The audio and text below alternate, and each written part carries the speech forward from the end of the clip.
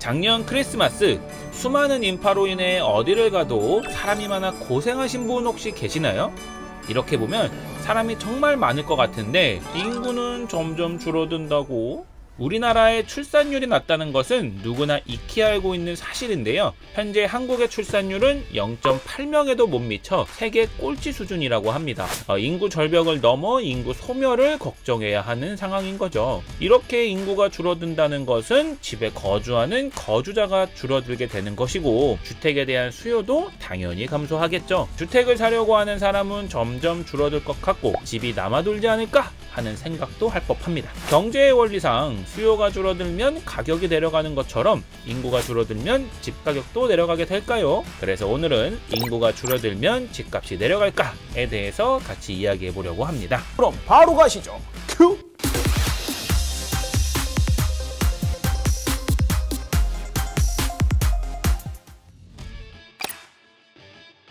우리나라 인구는 5,162만 명 정도 됩니다. 그중 2,300만 명 정도가 수도권에 거주를 하고 있습니다. 자, 인구의 절반이 수도권에서 산다고 해도 무방한 거죠. 자, 신기한 것은 전국적으로 인구는 줄어들고 있는데 수도권 인구는 오히려 계속 늘어나고 있다는 겁니다. 자, 경상남도를 예로 보면 최근 5년 동안 무려 6만 명의 인구가 순유출되었습니다. 전국의 지방시와 군에서는 인구 유출을 막고자 대응책 또는 행정적 변화를 꾀하고 있다고 합니다. 왜 수도권에 와서 거주를 하려고 할까요? 이유가 있겠죠.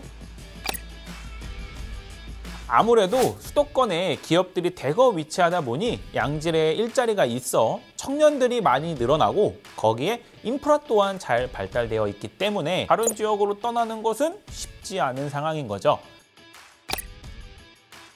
가구의 형태는 다양하게 존재합니다. 과거에는 대가족이 중심이었고 그 이후에는 4인 가족 정도의 핵가족이 중심이었죠. 그러나 최근에 부쩍 늘어나고 있는 가구의 형태가 있는데요. 바로 싱글족입니다. 싱글족이 늘어나는 이유는 다양하게 있겠지만 취업이 쉽지 않은 지금의 20대, 30대들은 결혼을 하여 가정을 꾸릴 경제적 여건을 조성하는 게 어렵습니다. 아시다시피 집에 들어가는 비용이 어마어마하잖아요. 현재는 4집 중에 1집이 1인 가구라면 2025년에는 3집 중에 1집이 1인 가구가 된다고 합니다. 인구가 줄어든다고 하더라도 수요가 줄어들지를 않겠죠. 주택 보급률은 일반 가구 수 대비 주택 수를 뜻하는데요. 2020년에 조사된 지역별 주택 보급률에 따르면 서울은 94.9%, 인천은 98.9%, 경기도는 100.3%로 전국 기준 103.6%보다 낮습니다. 주택 보급률로 따지면 수도권 10명 중에 최소 9명이 집을 살 수 있는 거 아니냐? 자, 주택이라는 단어 안에는 아파트만 있는 게 아니라 단독주택, 다세대, 오피스텔, 원룸 등등 수없이 많은 집들이 포함되어 있습니다. 자, 여러분은 어떤 집을 원하시나요? 아마 대부분 아파트를 원하실 거예요. 저도 그렇거든요. 대중들은 아파트를 선호하지만 아파트 공급이 100%가 아니기 때문에 수요를 공급이 따라가는 게 쉽지 않죠. 자, 이를 증빙하는 것이 선진국들의 주택 보급률은 130%에 해당하지만 계속해서 신축 분양을 통해 주택을 공급하고 있다는 점입니다. 재건축, 재개발은 많은 분들이 원하지만 시간이 오래 걸리는 특성이 있죠. 하지만 이렇게 오랜 시간이 걸림에도 불구하고 재건축, 재개발을 왜 하려는 걸까요? 집이 정말 노후되어서?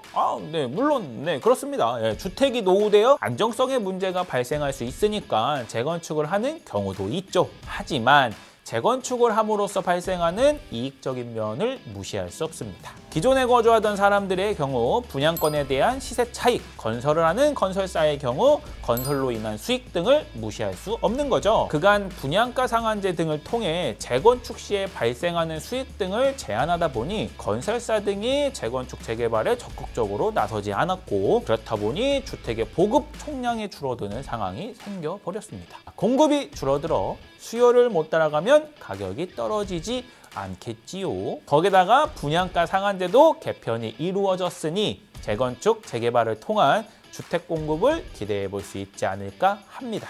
현재 이제 수도권의 부동산 시세가 하락하고 있다는 기사가 연일 나오고 있습니다. 물론 금리 인상으로 인한 주거 비용의 증가와 최근까지 급등한 주택 가격을 고려한다면 이제 떨어지는 것은 당연한 상황입니다. 전체적으로 인구는 감소되어 가지만 반대로 수도권은 꾸준한 인구 유입으로 인해 밀집 현상이 더 심해지고 있거든요. 단기적으로는 금리 인상 등 여러 가지 악재로 인해 수도권 집값이 떨어질 수 있으나 장기적으로 본다면 결국 수도권의 집중화와 주택 보급률 등이 해결되지 않는 이상 인구가 감소한다고 해서 집값이 큰 폭으로 내려갈까요? 앞으로 부동산 시장이 어떻게 변할지는 모르겠지만 인구가 감소한다고 하더라도 앞서 말씀드린 상황들을 해결하지 않고서는 드라마틱한 집값 하락은 없을 거라는 생각이 드네요. 물론 집값 버블이 낀 곳은 장담할 수는 없습니다.